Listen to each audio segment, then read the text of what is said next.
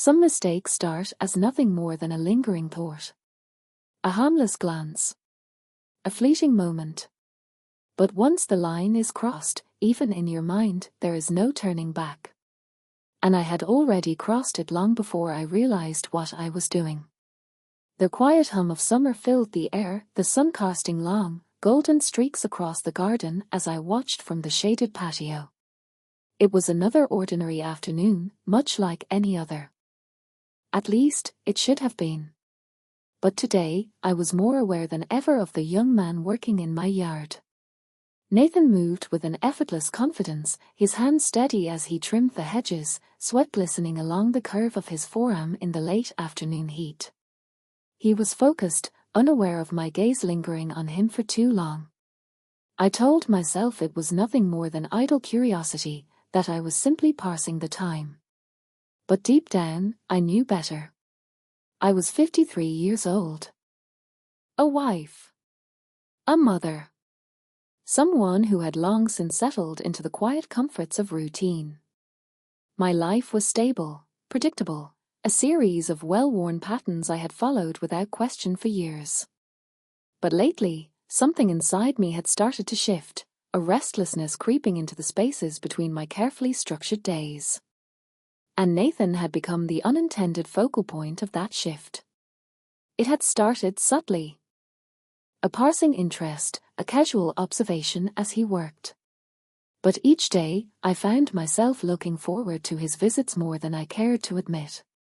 I noticed the way his shirt clung to his back in the heat, the way his fingers brushed against the leaves with careful precision. I wondered what his voice sounded like in conversation, what kind of thoughts filled his mind when he wasn't tending to the garden. It was harmless, I assured myself. Just thoughts. Nothing more. But thoughts had a way of growing, of pressing against the edges of restraint until they became impossible to ignore. I shifted in my seat, tearing my gaze away and focusing on the book in my lap.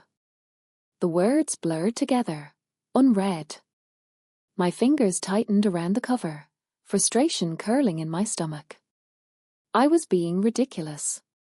Whatever fleeting attraction I felt was just that, fleeting. A momentary distraction from the monotony of routine. Still, when I glanced up again, he was stretching, his shirt riding up just enough to reveal the toned muscles beneath. My breath hitched before I could stop it. A gust of wind rustled the trees, breaking the stillness, and I forced myself to stand, shaking off the unwelcome warmth creeping through me. I needed to compose myself, to regain the sense of control I prided myself on. Stepping back inside, I busied myself in the kitchen, filling a glass with cool water, gripping the edges of the counter as I tried to push away the thoughts stirring inside me. But as I turned back toward the patio doors, my reflection in the glass caught my eye. For the first time in a long while, I saw something unfamiliar staring back at me, something hungry, something awake. Nathan was just a gardener. But I wasn't sure I could keep pretending he was just that anymore. The days had begun to feel different, stretched thin between logic and temptation.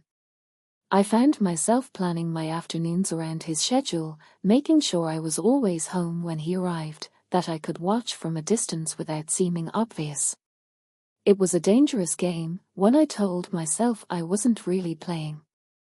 And yet, every stolen glance, every small moment where his presence lingered, made it harder to convince myself otherwise. I started leaving the patio doors open, letting the sounds of his work drift into the house. The rhythmic clipping of shears, the rustling of leaves, even the faint hum of a song he sometimes whistled under his breath, these small details wove their way into my day, becoming something I anticipated without meaning to. I told myself it was nothing. That I was just appreciating the presence of youth, of energy, of something fresh in a life that had begun to feel stagnant. But deep down, I knew that was a lie. One afternoon, as I walked past the kitchen window, I caught sight of Nathan pausing to take a drink of water, his head tilting back, throat exposed to the sunlight. A warmth spread through my chest, unexpected, unwelcome.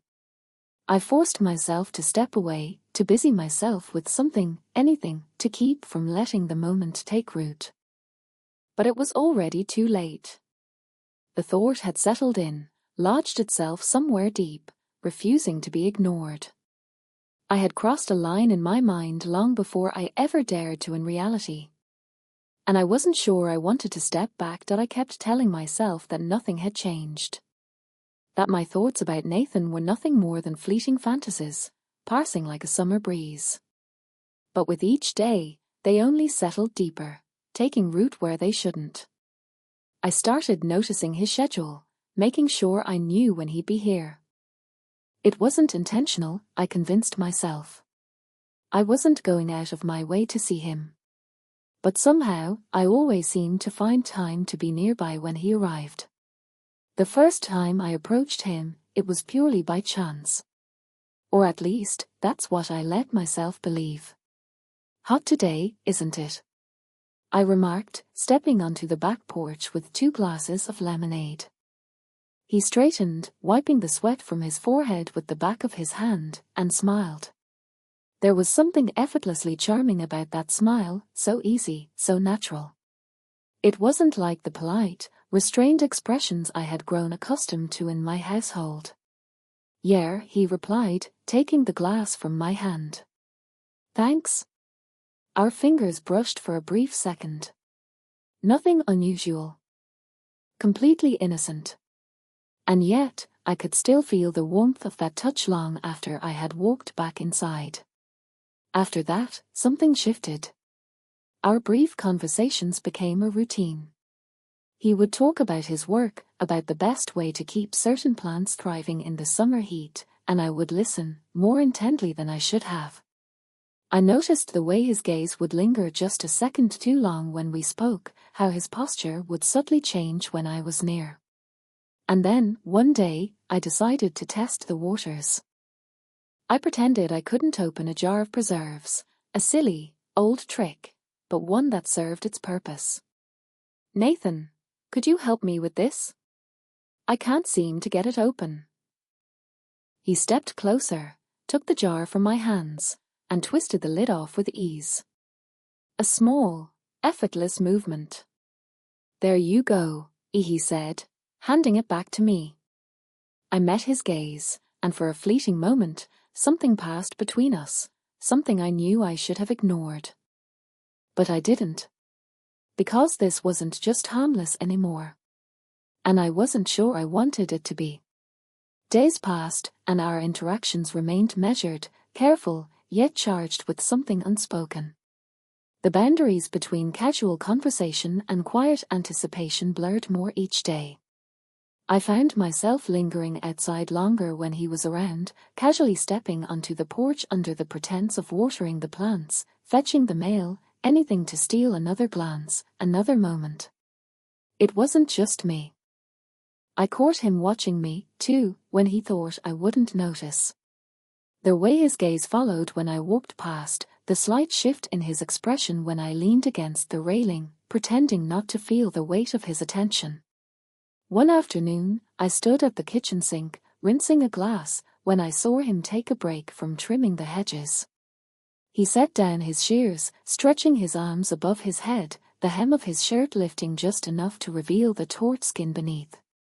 I swallowed hard, gripping the edge of the counter. This was dangerous. And yet, I couldn't look away. I had always believed that infidelity was something that happened in a single moment, a decision, a choice made in the heat of passion. But I was learning that it was much slower than that. It crept up on you, little by little, until you were too deep to find your way back. I hadn't done anything wrong. Not yet. But I had already crossed a line in my mind. And I wasn't sure I wanted to step back. I told myself I could stop anytime I wanted. That if I really wanted to, I could pull away, set the boundaries back in place, regain control over something that had already started slipping through my fingers. But control was an illusion, and I was beginning to realize just how fragile it really was. Nathan continued coming by, working the same hours, following the same routine. But now, everything felt different. I was more aware of his presence than I had any right to be. I anticipated the sound of his truck pulling into the driveway, the sight of him stepping out, the way his muscles flexed as he lifted a heavy bag of soil or trimmed back the overgrown hedges. I started finding excuses to be outside when he was. Small things, insignificant on their own, watering the flowers that didn't need watering, pretending to check the mail even when I knew nothing had arrived. Each time, I told myself it was innocent. But deep down, I knew I was pushing a boundary neither of us had spoken about yet. And then one day, the inevitable happened. It was a particularly warm afternoon, the kind that made the air feel thick and heavy. I had been reading on the patio, pretending to be immersed in the pages while my mind wandered elsewhere. Nathan was nearby, trimming the bushes along the fence, his movements steady, focused. I could feel his presence without even looking at him. A bead of sweat trickled down the back of my neck, and I stood, stretching, deliberately slow, before heading toward the kitchen. I didn't have to say anything. I knew he'd follow. Inside, the air was cooler, a welcome contrast to the heat outside. I poured myself a glass of water, taking a slow sip before turning to see him standing in the doorway, hesitating. "Come in," I said, my voice softer than I intended.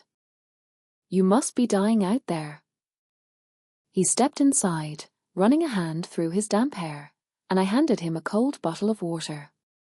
Our fingers brushed, just like before, but this time neither of us pulled away too quickly. His eyes met mine, searching, questioning. The silence stretched between us, heavier than the summer air. I felt my pulse quicken, the same way it had been whenever he was near, but this time, it wasn't just anticipation. It was something more dangerous, something that no longer felt like a game. He took a sip of water, his Adam's apple bobbing slightly. "Thanks," he murmured, his voice lower than usual. I swallowed, forcing a smile, trying to mask the way my body was reacting to him. "You're working too hard," I said, shifting my weight, unsure of why I was still standing so close. Nathan let out a small chuckle, shaking his head. "That's the job." The room felt smaller. The air between us tighter.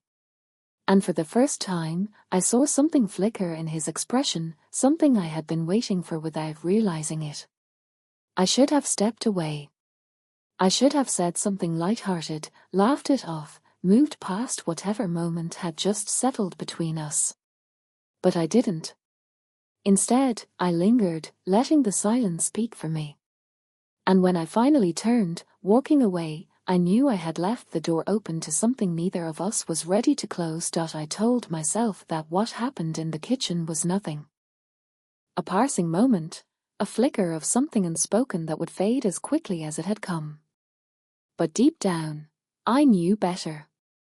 The line had already blurred, and now, it was only a matter of time before it disappeared completely. Nathan didn't pull away that day. He didn't step back, didn't break the tension with a casual remark or an awkward laugh. He had looked at me, really looked at me, and in that moment, I saw the hesitation, the question lingering just beneath the surface. He was waiting. For what? I wasn't sure. Maybe for me to say something, maybe for me to stop him. But I didn't. The days that followed felt heavier, weighted with something neither of us dared to name. He still came to work on the yard, still moved with the same quiet focus, but now, every glance, every accidental touch felt different. The awareness between us was undeniable, pulsing like a low hum beneath every interaction. I told myself I would stop. That I wouldn't let this go any further. But every time I looked at him, every time I heard his voice, I felt the pull grow stronger. One evening, after my husband had gone to bed, I found myself standing by the window, watching Nathan as he packed up his tools. The air outside was thick with the scent of freshly cut grass, the remnants of the day still clinging to the fading light. He wiped his hands on a rag, glancing toward the house as if sensing that I was there. I should have turned away. Instead, I reached for my phone. The message was simple. Come inside.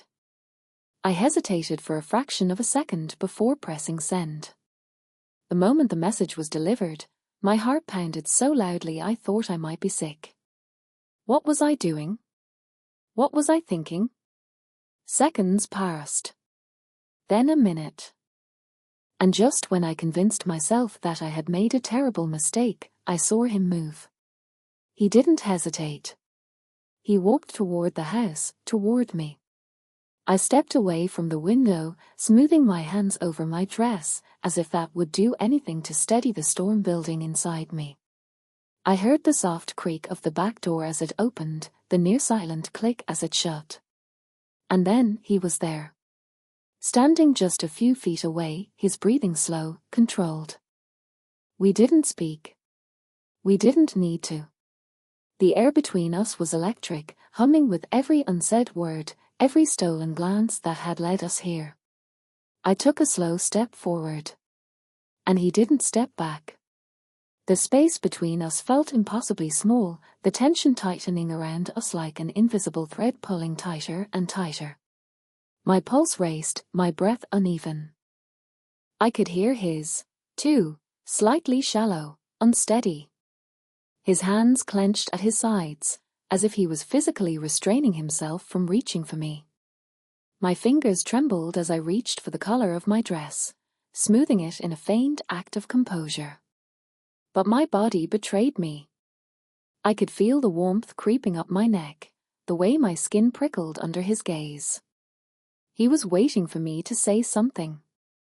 To end this or to push it further. I knew I should have done the first. Instead, I closed the distance between us. It was slow, deliberate, as if time had stretched in those final few seconds. My fingertips brushed against his wrist, barely touching, just enough to send a silent message. He tensed under my touch, a sharp inhale cutting through the quiet. And then, finally, he moved. His hand lifted, hovering for a brief moment before settling lightly against my waist. The heat of his palm burned through the thin fabric of my dress, sending a shiver down my spine.